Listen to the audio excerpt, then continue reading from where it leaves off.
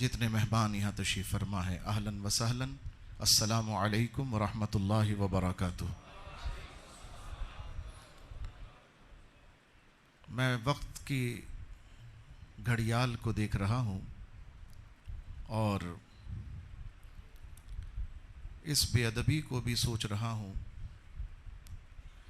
کہ جب حضرت موجود ہیں تو پھر اب کسی خطاب کی ضرورت میرے جیسے شخص کے لیے تو ضروری نہیں تھی، اور یہ بات آپ مجھ سے حلفاً لے لیں، لا الہ الا اللہ محمد الرسول اللہ، میں قسم اٹھا کے کہتا ہوں میرا دل یہ نہیں چاہ رہا کہ میں کرسی پر بیٹھوں یا میں خطاب کروں۔ جب بزرگ موجود ہوں تو ان کی بات سب کی بات ہوتی ہے، بڑوں کے کہنے میں چھوٹوں کی بات ہو جاتی ہے۔ میں تو عرض کر رہا تھا کہ شیخ بیان فرمائیں، بڑی نوازش، جزاک اللہ سید صاحب، لیکن یہ بالکل میں آپ کو دل کی بات عرض کر رہا ہوں۔ اور ابھی میں ایک عرس مبارک کی تقریب میں حاضر ہوا۔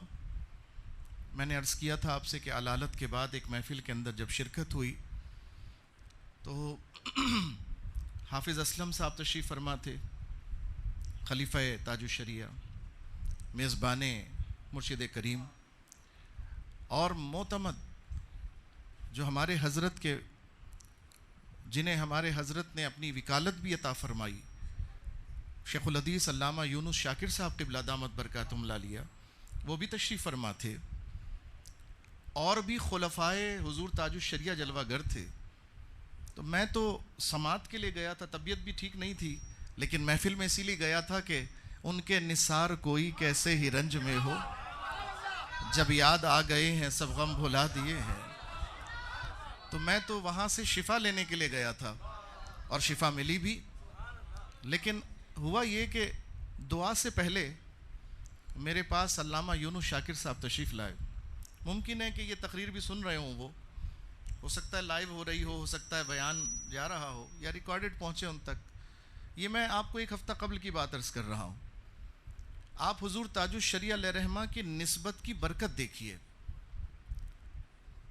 کہ وہ سب بیٹھے ہوئے تھے، مجمع بہت کثیر تھا، اچانک وہ میرے پاس آئے اور کہنے لگے کہ یہ سارا مجمع جو بیٹھا ہوا ہے اس میں بہت سے لوگ مرید ہونے کے لیے بیٹھے ہیں، تو ہم سب کی یہ مشترکہ خواہش ہے کہ وہ سب آپ سے بیعت ہو جائیں۔ میں حیران رہ گیا، میں نے کہا کیا بات کرتے ہیں آپ، یہ میں کیسے کر سکتا ہوں؟ آپ موجود ہیں، حافظ اسلم صاحب موجود ہیں، اتنے خلفاء موجود ہیں، تو یہ میری مجال کیا، میری جرت کیا؟ تو واللہ میرا تو رنگ اڑ گیا اور مجھے گھبراہٹ شروع ہو گئی۔ میں نے کہا حضرت کیوں میری آزمائش لے رہے ہیں؟ میں اس قابل نہیں ہوں، ویسے ہی بیمار آدمی ہوں، آپ مجھ پہ بوجھ نہ ڈالیے۔ آپ حیران ہوں گے، میں نے انہیں بڑا منا لیا، میں سمجھا بات مکمل ہو گئی، لیکن دعا سے پہلے جو میزبان محفل تھے وہ بھی حضور تاج الشریعہ کے غلام تھے اور مفتی تھے، مفتی فضل سبحان صاحب قبلہ دامت برکاتہم العالیہ۔ انہوں نے اعلان کیا کہ سارے خلفاء موجود ہیں اور سب کی مشترکہ یہ خواہش ہے کہ جو لوگ اس وقت بیعت ہونے کے خواہش مند ہیں وہ قبلہ زمان جعفری سے بیعت ہو جائیں۔ آپ یقین کریں کہ میں حیران رہ گیا، یہ ایثار، یہ قربانی، یہ وسعت، یہ دل کا بڑا ہونا، یہ واللہ یہ فیض تاج الشریعہ کے علاوہ کچھ نہیں کہا جا سکتا، کہ یہ اس نسبت کی برکت تھی کہ ہم کرسی پہ بٹھائے جائیں کہ نہ بٹھائے جائیں، ہمارا نام پوسٹر پر آئے یا نہیں آئے، آپ ہمارا نعرہ لگائیں یا نہیں لگائیں، بلکہ تو لگنا ہی نہیں چاہیے۔ ہمارے قائد نے تو سکھا دیا کہ غلام کا نعرہ نہیں لگتا، نعرہ لگے گا تو آقا کا نعرہ لگے گا۔ جی لبیک لبیک لبیک یا رسول اللہ، لبیک لبیک لبیک یا رسول اللہ، لبیک لبیک لبیک یا رسول اللہ، لبیک لبیک لبیک یا رسول اللہ۔ انہوں نے سکھا دیا، سبق پڑھ لینے کے بعد بھولنا نہیں چاہیے۔ ابھی یہاں نعرے لگ رہے تھے، آپ یقین کریں مجھے تکلیف ہو رہی تھی۔ آپ کہیں گے کیسی بات کر رہے ہیں، تکلیف ہو رہی تھی؟ بھائی جس نے سکھایا ہم کو، جو ہمارا استاد تھا، جو ہمارا قائد تھا، جو ہمارا رہبر تھا اور ہے، اور جب ہمیں یہ یقین ہے کہ وہ اپنی روحانیت سے ہمیں ملاحظہ کر رہا ہے، تو پھر ہمیں کیوں اس کے خلاف جانا چاہیے؟ ہمیں اس کے حکم کے خلاف کیوں کرنا چاہیے؟ رضوی کا نعرہ نہیں لگے گا، کسی شخصیت کا نعرہ نہیں لگے گا، بس بات ہوگی تو سرکار کی بات ہوگی، نعرہ لگے گا تو سرکار کا نعرہ لگے گا صلی اللہ علیہ وسلم۔ آج تک دوسروں کے نعرے لگتے رہے، یہ پیر صاحب زندہ باد، وہ پیر صاحب زندہ باد، وہ آستانہ زندہ باد۔ نعروں کی ضرورت نہیں ہے زندہ باد ہونے کے لیے، وہ جس کے آستانے نے وفا کی ہوگی تو وہ رب بڑا غیور ہے، اس وفا کو نبھائے گا انشاءاللہ تعالی، اس کا بدل دے گا ان کو، اور دے رہا ہے نا۔ آج بھی حق فرید بابا فرید ہو رہا ہے، آج بھی داتا داتا ہو رہا ہے، آج بھی ہو رہا ہے نا، یہ اس بات کا ثبوت ہے۔ تو خادم حسین رضوی صاحب رحمت اللہ تعالی علیہ کے ماننے والوں، اتنا کچا عقیدہ کیوں ہے تمہارا کہ ابھی تو 2 سال ہوئے ان کو گئے ہوئے اور آپ نے ان کی بات بھلا دی؟ نہیں جناب، آپ جب تک بھلاتے رہیں گے دنیا آپ کو بھلاتی رہے گی۔ آپ ان کو یاد رکھیں، ان کی بات یاد رکھیں، قیامت تک آپ کو بھی دنیا یاد رکھے گی۔ تو حضور تاج الشریعہ، توجہ، حضور تاج الشریعہ، میں تقریر نہیں کروں گا، میں جو بات کر رہا ہوں وہ دل کی بات کر رہا ہوں، چند باتیں پیغام کے طور پر عرض کرتا ہوں، تقریر حضرت فرمائیں گے، ہم سب حضرت کی گفتگو سنیں گے، پیغام کے طور پر عرض کر رہا ہوں۔ میرے عزیز، حضور تاج الشریعہ کی نسبت کی سب سے بڑی برکت، اللہ تعالیٰ نے ہمیں ایمان عطا فرمایا، یہ سب سے بڑی برکت ہے۔ اور ایمان کیا ہے؟ ایمان کسے کہتے ہیں؟ اس کی تعریف بھی سن لیں، ان کے ہی دادا نے کہا تھا، انہیں جانا انہیں مانا، نہ رکھا غیر سے کم، یہ ہے ایمان۔ اور جو آج یہ نعرہ لگا کر بھی غیر کی طرف دیکھے اور غیر سے جھپیاں مارے، حضرت سید صاحب ادھر تشریف لائے، سید صاحب ادھر تشریف لائے، ادھر تشریف لائے، یہاں بیٹھیے۔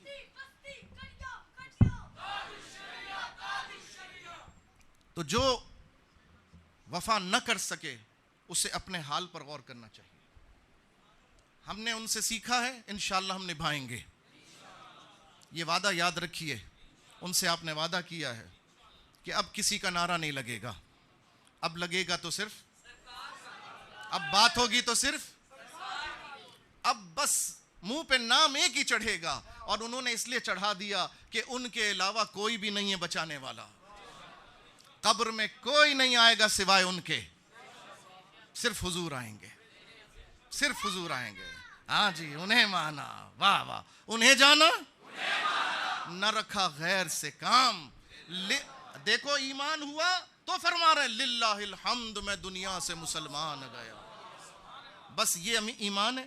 ہم نے غیروں سے نہ مدد لینی ہے، نہ غیروں سے تمنا کرنی ہے، نہ ان کی طرف ہاتھ بڑھانا ہے، نہ ان کی طرف کوئی رعایت برتنی ہے۔ ہمارے امام نے تو پہلے ہی کہہ دیا، ہمارے امام نے صاف صاف بتا دیا، ہمارے یہاں غیر کے لیے مروت بھی نہیں ہے، محبت تو دور کی بات ہے، مروت بھی نہیں ہے۔ تو یہی پیغام تاج الشریعہ ہے، یہی اس عرس کا پیغام ہے کہ آپ میں سے جو بھی حضور تاج الشریعہ کو اگر مانتا ہے، دل سے مانتا ہے، تو وہ یہ یقین کر لے کہ ہم نے بس یہی عقیدہ رکھنا، انہیں جانا، نہ رکھا غیر سے کام۔ اپنی جھولی کو کسی غیر کے سامنے نہیں پھیلانا، ہم نے پھیلانا ہے تو اپنے سامنے پھیلانا ہے، اپنوں کے سامنے پھیلانا۔ یہ ہے ہمارے بزرگ، یہ ہے ہمارے چمکتے چہرے۔ ہم نے اپنی عرض ان سے کرنی ہے، ہم نے ان کو اپنا بڑا بنانا ہے، ہم نے غیر کو اپنا بڑا، چاہے وہ وزیر اعظم ہی کیوں نہ بن جائے۔ مجھے خدشہ ہے کہ اس ملک کا اگلا صدر فضل الرحمان ہوگا۔ یہ اس قوم کی بدنصیبی ہے، جیسی قوم ہوگی ویسے ہی اس کے حکمران ہوں گے۔ جب ہم اپنے اندر میں بڑے دکھ سے بات کہہ رہا ہوں، ہر شخص کے اندر ایک زرداری بیٹھا ہوا ہے، ہر شخص کے اندر۔ ہم سمجھتے ہیں 10 ارب چوری کرو گے تبھی زرداری کہلاؤ گے، آپ 10 روپے بھی چوری کرو گے تو زرداری کہلاؤ گے۔ آپ اپنے اندر جھانک کر دیکھیں، ہمارے اندر، سب کے اندر چور بیٹھے ہوئے ہیں۔ اگر ہمارے اندر نہیں ہے تو آپ کو مبارک ہو، لیکن اگر ہمارے اندر ہیں تو اس مجلس میں عہد کر لو کہ ہم یہیں اس کو دفع کر کے جائیں گے۔ اس مسجد کی برکت سے ہمارے دل کی غلاظت دور ہو جائے گی، اور اس عرس کی برکت سے اللہ تعالی ہمارا دل صاف کر دے گا انشاءاللہ۔ آپ اپنی کرپشن دور کریں، اللہ حکمران بھی اچھے عطا کرے گا۔ آپ اچھے ہو جائیں، اللہ حکمران اچھے عطا کرے گا۔ آپ درست ہو جائیں۔ آج ہی ایک صاحب مجھے میری توجہ دلا رہے تھے، ہم لبیک یا رسول اللہ کا نعرہ لگا رہے ہیں، ہم اس محفل کے پوسٹر لگا رہے ہیں اور نماز کا وقت ہو گیا، جماعت نکل گئی، ہمیں پرواہ نہیں۔ نہیں جی، ایسے دین نہیں آئے گا تخت پر، ایسے دین تخت پر نہیں آئے گا۔ ہاں، پوسٹر لگانے سے بھی آئے گا، نعرہ لگانے سے بھی آئے گا، لیکن باجماعت نماز پڑھنے سے بھی آئے گا۔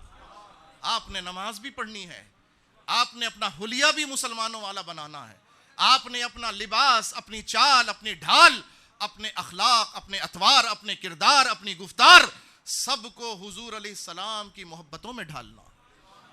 آپ کا پوسٹر کوئی پھاڑ دے تو ماں بہنیں کر دیں، یہ ہماری تربیت نہیں ہے۔ اگر آپ کو کوئی آپ کے پسندیدہ پوسٹر لگانے کی اجازت نہ دے تو آپ کیا گالی دینا شروع کر دیں مسلمان کو؟ نہیں جناب، ہم نے اپنے اخلاق و کردار سے دل جیتنا ہے۔ ہم تو جھوٹی روایتیں پڑھ پڑھ کے یہ سناتے رہے کہ وہ بڑھیا یوں پھینکتی تھی اور حضور اس کی بھی خیریت پوچھنے پہنچ گئے۔ معاذ اللہ، ہم نے تو جھوٹ بنا بنا کے کر لیا۔ تو بھائی، ہم جھوٹ پر اتنا یقین کر رہے ہیں، سچوں پہ کیوں نہیں یقین کرتے؟ کیوں نہیں اپنے دل اپنے سنیوں کے لیے کھول دیتے؟ اپنوں کے لیے کھول دیجئے، غیروں کی اس دل میں کوئی گنجائش نہیں ہے۔ پہلا پیغام تاج الشریعہ یہ ہے۔ حضور تاج الشریعہ نے ساری زندگی صلح کلیت کے خلاف بسر کی۔ سیدی اعلیٰ حضرت نے ساری زندگی رد وہابیت میں بسر کی۔ آپ تو فرماتے تھے فقیر کام رد وہابیت ہے، آپ تو اپنے کام کا تعارف ہی یہی فرماتے تھے۔ اور آپ کے بیٹا ایکو نہیں کھولو، جیسے پہلے تھا ویسے ہی کر دو، جزاک اللہ۔ اور آپ کے شہزادے کا کام یہ ہے، آپ نے ساری زندگی صلح کلیت کی مخالفت فرمائی۔ صلح کلیت کس کو کہتے ہیں؟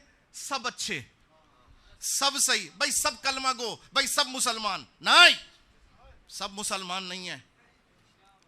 مسلمان ہر شخص، ہر کلمہ پڑھنے والا مسلمان نہیں ہوتا، ورنہ تو گاندھی بھی کلمہ پڑھتا تھا، کیا مسلمان تھا؟ وہ تو پاروں کی آیت بھی تلاوت کر کے سناتا تھا، کیا مسلمان تھا؟ ارے ایکٹر کتنے ہیں جو کلمہ پڑھتے ہیں، کیا مسلمان ہو گئے؟ یہ سب ایکٹر ہیں۔ جس طرح ایکٹر مسلمان نہیں ہوتے، جس طرح ایکٹر فلم میں ایکٹنگ میں کلمہ پڑھ کر بھی سنا دیں، نعت بھی سنا دیں، گانا کوئی قوالی بھی سنا دے، تب بھی مسلمان نہیں مانتے، ان کو کیوں مان لیتے ہو؟ یہ بھی ایکٹر ہیں، یہ جتنے ہیں یہ ایکٹر ہیں۔ ہمیں صلح کلیت سے دامن بچانا ہے اپنا۔ دوسرا پیغام یہ لے کے جانا ہے آپ نے، حضور تاج الشریعہ کی بزم کی محفل سے اٹھ کے جائیے، یہ عقیدہ، یہ عہد کر کے جائیے، حق وہی ہے جو اہل سنت و جماعت حنفی بریلوی کے اندر ہے، بس اس کے علاوہ کوئی حق نہیں ہے، سب ناحق ہیں۔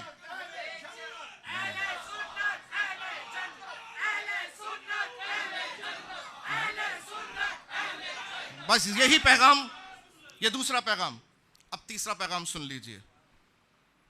ہم نے صاحب عرس کے فضائل سننے ہیں، عموماً ایسا ہی ہوتا ہے، ان محافل میں فضائل سنے جاتے ہیں اور سنیں گے ابھی آپ، اور انشاءاللہ فضائل سننے چاہیے۔ جیسا کہ حضرت نے فرمایا کہ حکایات اولیاء اللہ کے لشکروں میں سے ایک لشکر، اس کا سننا، اس کا بیان کرنا، ان کا تذکرہ کرنا، تو عزیزان محترم وہ بھی ہم سنیں گے، لیکن ہم یہ چاہتے ہیں کہ عرس کی تقریب کو محفل دعا کے ساتھ ساتھ محفل محاسبہ بھی بنایا جائے۔ آج مرید کے محاسبے کا دن بھی ہے۔ کیا میں اپنے شیخ کے طرز پر ہوں یا نہیں ہوں؟ کیا میں اپنے شیخ کے فرمان کے اوپر عمل پیرا ہوں یا نہیں ہوں؟ آج ہماری یہ محفل ہمارے لیے محفل محاسبہ بھی ہے، اور ہر مرید کے لیے محفل محاسبہ ہونی چاہیے۔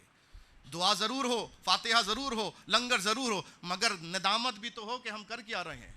ہمارے شیخ نے ہمیں تعلیم کیا دی تھی، ہمارے شیخ نے ہمیں راستہ کیا بتایا تھا، اور اگر ہم اپنے شیخ کے راستے پر ہیں تو مبارک ہو ان کو جو اپنے شیخ کے فرما بردار ہیں، مبارک ہے ان کے لیے، ورنہ جو نہیں ہے، آؤ دعوت فکر دے کے جا رہا ہوں، اپنا محاسبہ کرو۔ مجھے بتانے کی ضرورت نہیں ہے، ہو سکتا ہے آپ سب نیک ہو ہم سے زیادہ، ہم نیکی کا دعویٰ نہیں کر رہے، آپ سب ہم سے 1000 گنا بہتر ہیں، یقیناً بہتر ہوں گے، لیکن صرف یہ جھانک کر دیکھو، کیا حضور تاج الشریعہ کا نعرہ لگانے والے، فضائل سننے والے، ان کی محفل کا لنگر کھانے والے اس لنگر کا حق ادا کر پا رہے ہیں؟ کیا اپنی زندگی کے جو شب و روز ہیں، کیا وہ ان کی اداؤں کے مطابق ادا کر رہے ہیں؟ جو فضائل ہم تو فضائل سنتے ہیں کرامت کے لیے نہیں جناب، فضائل اس لیے سنے جاتے ہیں کہ تم بھی ان کے نقش قدم پر چلو، کل دنیا تمہارے فضائل بیان کرے گی۔ آج تم ان کے فضائل بیان کر رہے ہو، اس کی رحمت کے دروازے بند نہیں ہوتے۔ وہ غوث اعظم بنا کر اس نے رحمت کے دروازے بند نہیں کر دیے، اس نے نائب غوث اعظم کے دروازے کھول دیے ہیں۔ غوث اعظم تو غوث اعظم ہے، لیکن نائب غوث اعظم کے دروازے کھلے ہوئے ہیں۔ خواجہ معین الدین چشتی سلطان الہند تو ایک ہی ہیں، لیکن نائب سلطان الہند کے دروازے کھلے ہوئے ہیں۔ آپ اور ہم اگر ان کے رستے پہ چلیں گے تو اللہ تعالیٰ آج بھی نائب غوث اعظم پیدا کر سکتا ہے۔ اور حضور تاج الشریعہ نائب غوث اعظم تھے رضی اللہ تعالیٰ عنہ۔ میں صرف ایک مثال دیتا ہوں، ایک بات بتاتا ہوں ان کی۔ ہم نے، آپ میں سے بہت سے لوگ بیعت ہوں گے، کسی نہ کسی بزرگ سے بیعت ہوں گے۔ جب بیعت ہوتے ہیں تو ہاتھ میں ہاتھ دیتے ہیں یا چادر میں چادر پکڑ لیتے ہیں، دونوں طرح سے بیعت ہو جائے۔ تو جب ہاتھ میں ہاتھ دیتے ہیں تو شیخ یہ کہتے ہیں کہیے کہ میں نے اپنا ہاتھ آپ کے وسیلے سے، یعنی شیخ کے وسیلے سے، پھر شیخ اپنے خلافت کی وجہ سے اپنی نسبت کا حوالہ دیتے ہیں کہ میرے مرشد کے وسیلے سے حضور غوث اعظم رضی اللہ عنہ کے دستے مبارک میں دیا۔ ایسا ہی ہوتا ہے نا، ایسے ہی کہا جاتا ہے نا، میں نے اپنا ہاتھ آپ کے وسیلے سے اور آپ کے شیخ کے وسیلے سے غوث پاک کے ہاتھ میں دیا، یہی کہا جاتا ہے۔ آپ نائب کی شان دیکھیں، حضور غوث اعظم کے جو نائب ہیں ان کی شان دیکھیں۔ حضور تاج الشریعہ رحمت اللہ تعالی علیہ رضی اللہ تعالی عنہ، آپ ایسے نائب غوث اعظم ہیں کہ آپ جب بیعت فرماتے تو آپ نے کبھی یہ نہیں کہا کہ یہ کہو میں نے آپ کے وسیلے سے، میں نے آپ کے شیخ کے وسیلے سے۔ حضرت نے بس فرماتے کہو میں نے اپنا ہاتھ غوث پاک کے ہاتھ میں دیا، ڈائریکٹ میں نے اپنا ہاتھ غوث پاک کے ہاتھ میں۔ گویا جس کے ہاتھ میں ہاتھ دے رہے ہیں وہ اس شان سے اعلان کر رہا ہے کہ یہ ہاتھ میرا ہاتھ نہیں ہے بلکہ نائب غوث اعظم کا ہاتھ ہے۔ تو ہم نے ان سے محبت کی ہے، ہم ان کا تذکرہ کر رہے ہیں، تو پیغام بھی لے کر جائیں۔ پہلا پیغام کیا تھا؟ بھول گئے؟ انہیں جانا یہ ہے ایمان، بس اس ایمان پہ پیرو ہونا ہے ہم نے۔ دوسرا عقیدہ یہ تھا، دوسرا پیغام یہ تھا صلح کلیت سے نفرت۔ ہم نے صرف اپنے کو گلے لگانا ہے، غیر کی ہمیں ضرورت۔ ارے ہمارے اکابر تو کہتے تھے تم سب ایک ہو جاؤ مل کر، اگر وہ بھی کر دو تو سب بہہ جائیں۔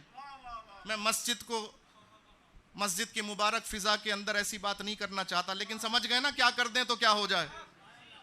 لیکن اب یہ صرف خام خیالی ہے، اس لیے کہ ہم ٹکڑوں میں اتنے بٹ چکے ہیں، اتنے ٹکڑوں میں بٹ گئے۔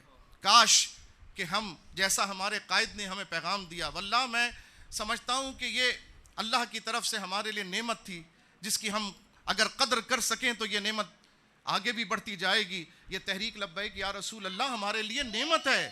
کیوں نعمت ہے؟ سن لیجئے، ہم تحریک کے بننے سے پہلے پنجابی تھے، مہاجر تھے، پٹھان تھے، بلوچی تھے، سندھی تھے، ہزارہ کے تھے، فلاں تھے، سب نے اپنی اپنی جماعتیں بنائی ہوئی تھی۔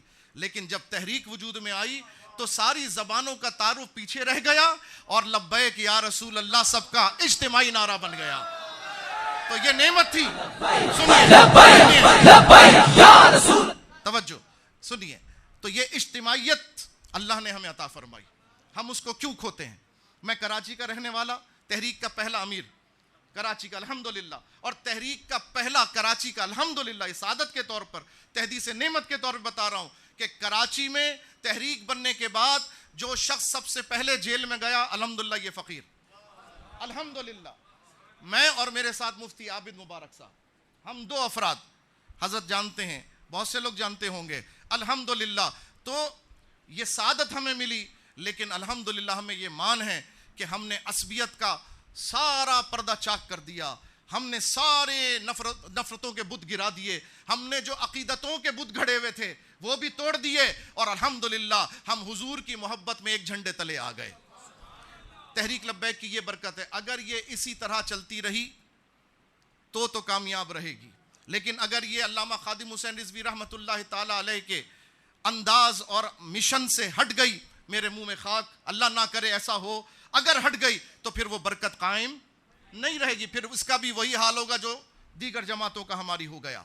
تو دعا کریں اللہ تعالیٰ ہماری اس جماعت کو متحد کر دے, ہماری اس جماعت کو ہماری قوت بنا دے انشاءاللہ, جس کا موٹو صرف ایک ہے کہ بس انہیں جانا انہیں مانا. یہی پیغام ہے تیسرا. چوتھا اور آخری پیغام سن لیجئے. حضور آپ نے ابھی سنا, حضرت نے میرے تعارف کے اندر کہا, میں بھی کہتا ہوں اور یہ بھی تحدیث نعمت کے طور پر عرض کرتا ہوں, الولد سر لابیہ. عربی کا مقولہ ہے کہ بچے کے اندر باپ نظر آتا ہے.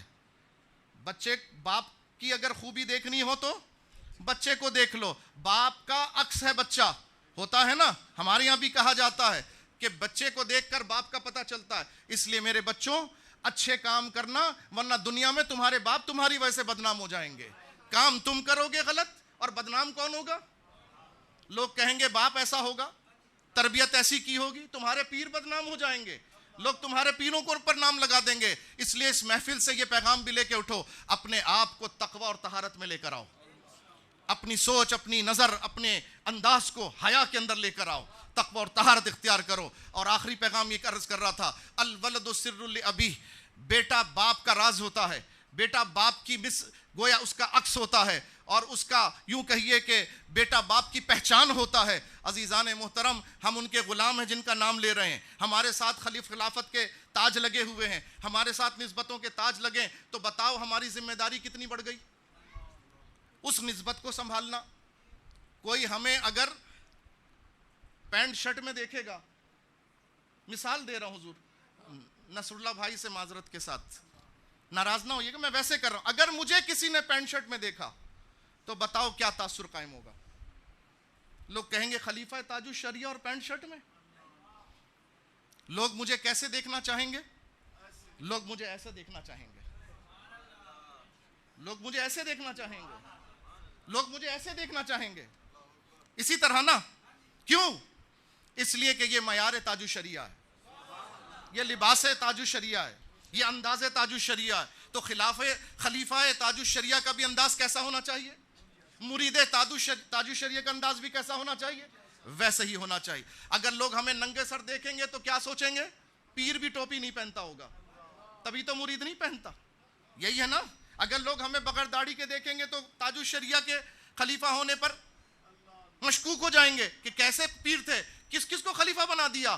تو عزیزان گرامی, جو خلیفہ ہے اس کو بیٹے کی طرح ہونا چاہیے, جو خلیفہ ہے اس کو تو آنکھ کا تارا ہونا چاہیے, جو خلیفہ ہے اس کو بالکل اپنے باپ کے نقش قدم پر ہونا چاہیے. تو عزیزان گرامی سمجھیے بات کو, ہمیں دیکھیں گے تو تاج الشریعہ سمجھ آئیں گے, ہمیں دیکھیں گے تو تاج الشریعہ سمجھ میں آئیں گے.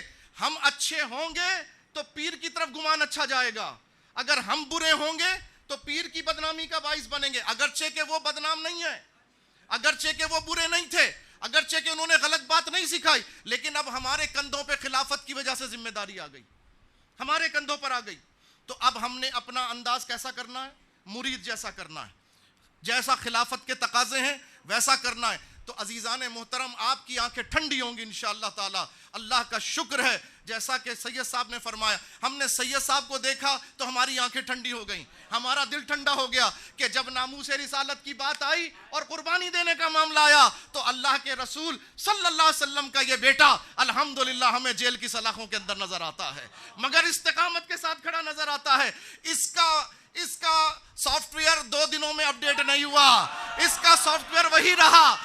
جانے سے پہلے بھی تاج الشریعہ کے نعرے لگاتا تھا, اور جیل سے نکلنے کے بعد بھی تاج الشریعہ کے نعرے لگا رہا. ہمارا سافٹ ویئر 2 دن اندر رہ کر ایسے نہیں بدلتا. ہم تو اپنے قائد کی دعائے جلال کا منظر دیکھ رہے ہیں سب کو, الحمدللہ.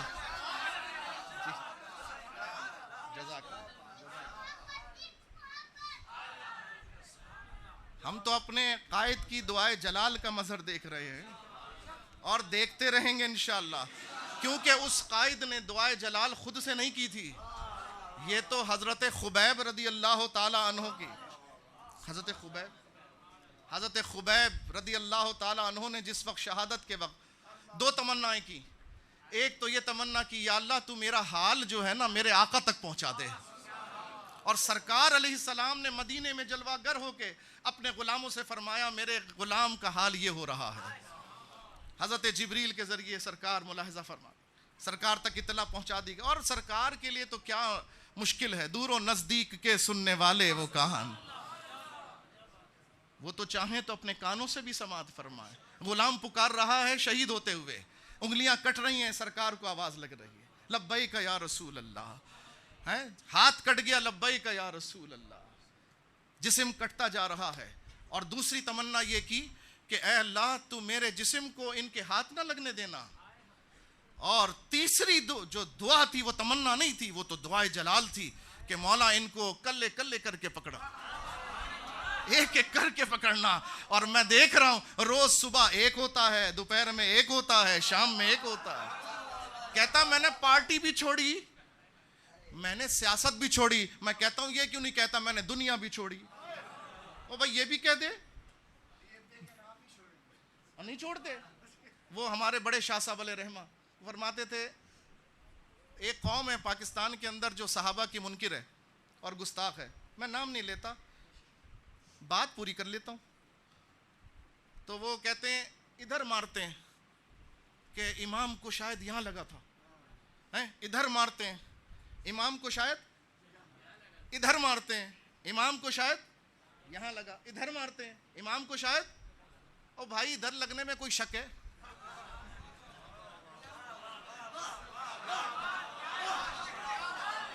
سیدھی سی بات ہے نا, ادھر مارتے ہیں شک ہے, شاید ادھر مارتے ہیں تو ہم بھی ماریں, شاید ادھر لگا تھا. او بھائی ادھر مارنے میں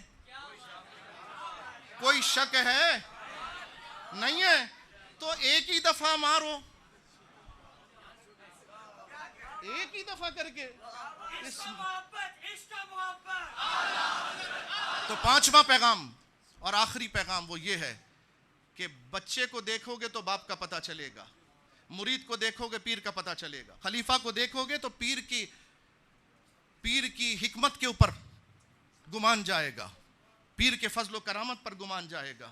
عزیزان گرامی, الحمدللہ ہم نے ان سے سیکھا اور بڑے مان سے بتا رہے ہیں کہ الحمدللہ قادیانیت کی پوری سرزمین کے اندر, یہ سرزمین صرف ربوہ نہیں ہے, یورپ اور افریقہ تک پھیلے ہوئے ہیں, امریکہ تک پھیلے ہیں, لیکن الحمدللہ پوری قادیانیت کی سلطنت کے اندر لرزہ طاری ہے. الحمدللہ یہ لرزہ میں دوسری دفعہ دیکھ رہا ہوں. ایک دفعہ میں نے فیض آباد کے دھرنے کے بعد دیکھا تھا جب ربوہ ٹائمز نے اپنے آفیشل ویب سائٹ کے اوپر لکھا تھا کہ پوری دنیا میں اس وقت قادیانیوں کا دشمن نمبر 1 خادم حسین رضوی ہے. اور جب یہ بات زندہ باد زندہ باد, جب یہ بات بابا جی کو بتائی گئی آپ نے کہا شکر الحمدللہ کہ میرے آقا کا دشمن مجھے اپنا دشمن سمجھتا ہے. یہ تو سعادت کی بات ہے اور یہ تو ایمان کی گارنٹی ہے, یہ تو ضمانت ہے ایمان کی کہ سرکار کا دشمن مجھے دشمن سمجھتا ہے. دعا کرو اللہ ہمیں بھی یہ سعادت عطا فرمائے. آج پھر وہ وقت آ گیا ہے الحمدللہ. اس 60 سال سے جو 70 سال سے یہ جو ان کے گوردوارے بنے ہوئے تھے, ان کے ارتداد خانے بنے ہوئے تھے اور جن پہ مسجدوں جیسی مینارے لگے ہوئے تھے اور ہم مسلمان کڑتے تھے.